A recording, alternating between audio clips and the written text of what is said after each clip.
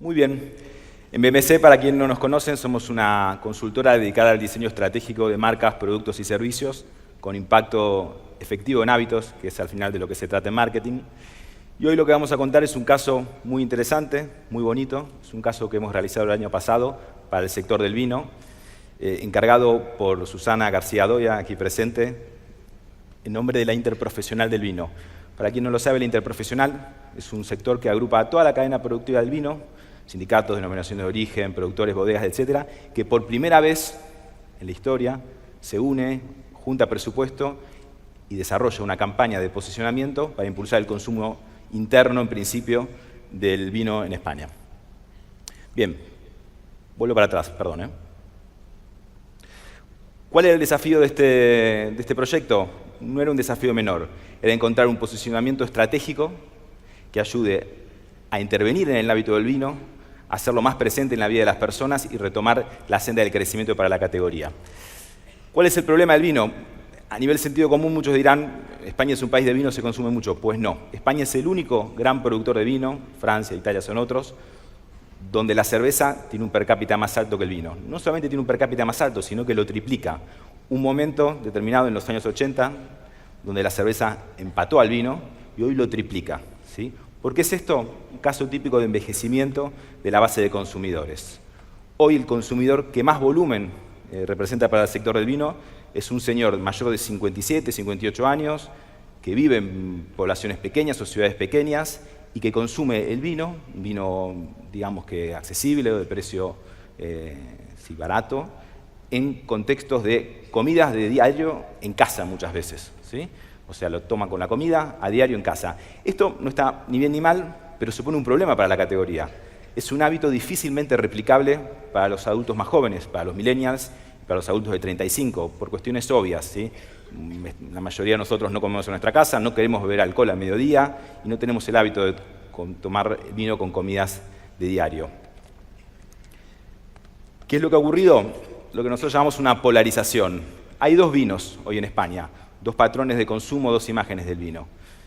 El vino alimento, que es lo que fue el vino siempre en España y en muchos países durante buena parte del siglo XX, el vino que se estoqueaba en tiempos de guerra, el vino que se le daba a los niños porque era un alimento más, que es el que consumen estos señores, y el vino ornamento, que es el que ha construido esta cultura del vino sofisticada que se ha desarrollado en los últimos tiempos, que ha aumentado valor por litro, pero que no ha llegado a compensar la caída del volumen, porque esta cultura del vino ornamento es de muy baja frecuencia. Efectivamente logró impactar en estos adultos más jóvenes, pero no ha logrado construir un hábito de buena frecuencia. Cosa que sí ocurre en Francia, por ejemplo, o en Italia, donde hay vinos, una clase media, ni el vino ornamento, ni el vino alimento, que entra perfectamente en situaciones cotidianas y es percibido como de buena calidad.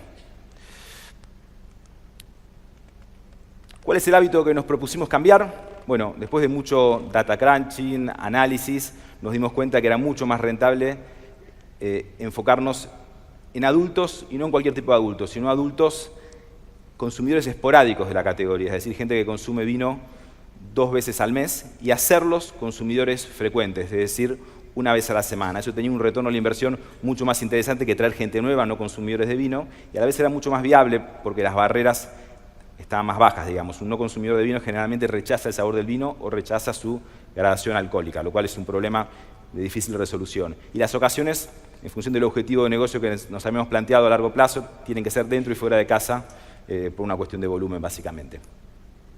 Bien, hablamos de intervenir y cambiar un hábito. No es fácil. ¿Qué es un hábito? Sin ponernos muy académicos, muy teóricos, un breve repaso de lo que es un hábito. Un hábito es una práctica frecuente, pero no cualquier práctica frecuente. Un hábito es una práctica frecuente que se realiza con un área del cerebro que domina el piloto automático o la conciencia habitual. Ese tipo de prácticas que realizamos con mucha eficiencia, pero con muy baja conciencia, que nos permiten hacer otras cosas mientras tanto. Cuando nos cepillamos los dientes, la forma en que nos cepillamos los dientes es muy eficiente, pero mientras tanto estamos pensando en otra cosa, porque nos consume muy poca energía. Somos multitasking por naturaleza. Si no tuviésemos la conciencia habitual, no podríamos funcionar. La segunda característica de los hábitos es que son adictivos, son pegajosos. A medida que se van repitiendo y los va haciendo una y otra vez, se vuelven más automáticos, más inconscientes y a la vez más difíciles de dejar, porque el centro de placer del cerebro los reclama, ¿sí? Los pide. Cualquiera que haya intentado hacer una dieta o dejar el tabaco o empezar o dejar de hacer deporte porque se lesionó, sabe de lo que hablo. Los hábitos son difíciles de dejar porque son pequeñas adicciones. Bien, para intervenir un hábito es importante entender la arquitectura del hábito, es decir, los diferentes elementos que hacen a un hábito para trabajar en todos sus niveles. Digamos que hay una serie de elementos que hacen que un hábito sea un hábito. Primero, un contexto estable, ¿sí? Mientras más estable sea el contexto, más fuerte será el hábito. Luego, una serie de activadores o triggers, que son los elementos dentro de ese contexto estable, ya sea internos, una sensación, una emoción, o externos, un aroma, otra persona, que activan el comportamiento en cuestión, el comportamiento de consumo. Luego la rutina, que es el comportamiento en cuestión, mientras más fácil, más simple, menos esfuerzos económicos, sociales, cognitivos requiera, más fuerte será el hábito. Y luego la recompensa o el reward, que es el beneficio que me reporta ese hábito, desde un punto de vista fisiológico, organoléptico o simbólico, generalmente una mezcla de ambos. Veamos algunos ejemplos. La persona que logró hacer del deporte un hábito. Sábado a la mañana, contexto estable. Después de desayunar, activador, sale a correr, rutina, o va al gimnasio. Mientras más cerca es el gimnasio, mientras más barato sea, mientras peor lo vean, mientras más cómodo se sienta, más fuerte va a ser ese hábito. Recompensa, subidón de optimismo y de endorfinas que supone hacer deporte.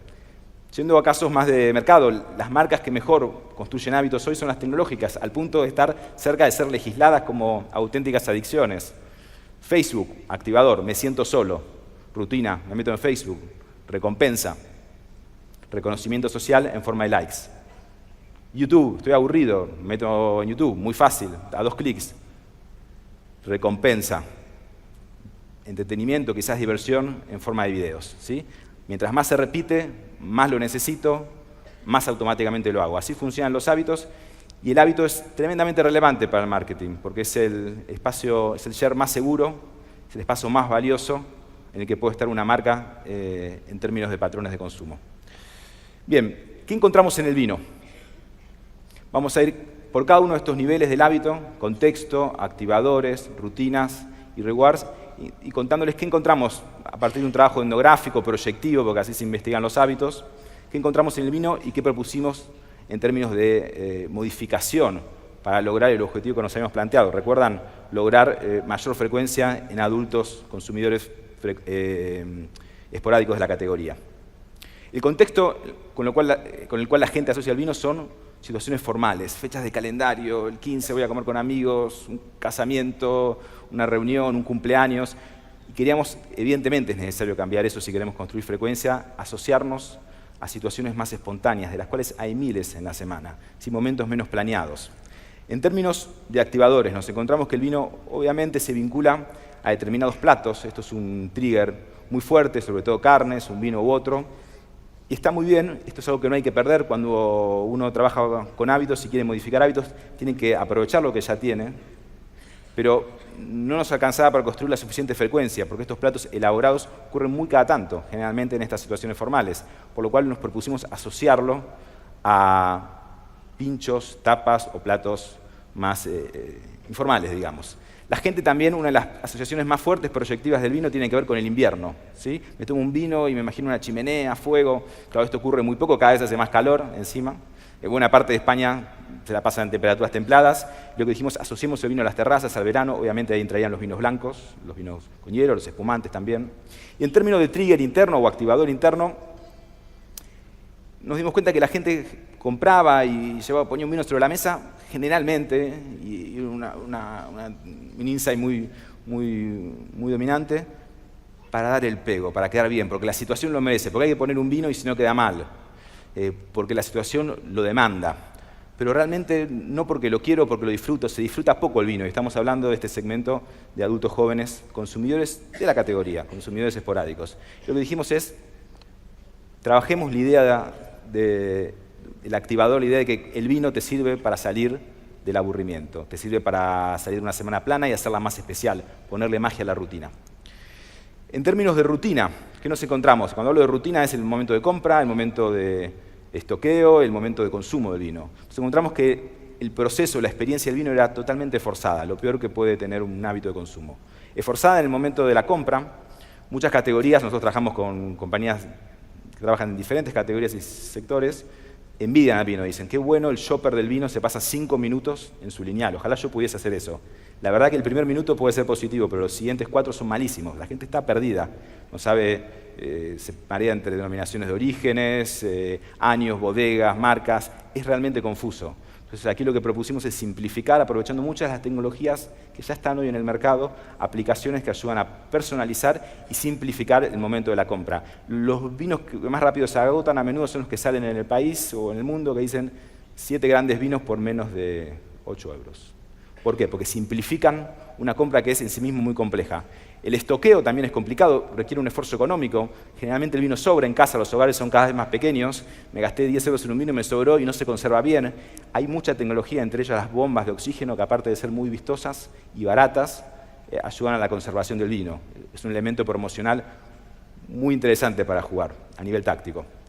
Y también supone un esfuerzo social. ¿Quién no se ha sentido incómodo cuando un camarero le dijo qué vino prefiere, cuál le gusta, o que emitamos una opinión, o que hagamos el ritual de... Y esto lo queríamos cambiar básicamente por una idea de disfrute sin complejos, ¿sí? Esto lo dicen los enólogos muy a menudo. El vino que te gusta es el vino, el buen vino es el vino que te gusta, ¿sí? No hay un buen vino, hay un vino que gustas, y vinos que gustan y vinos que no gustan.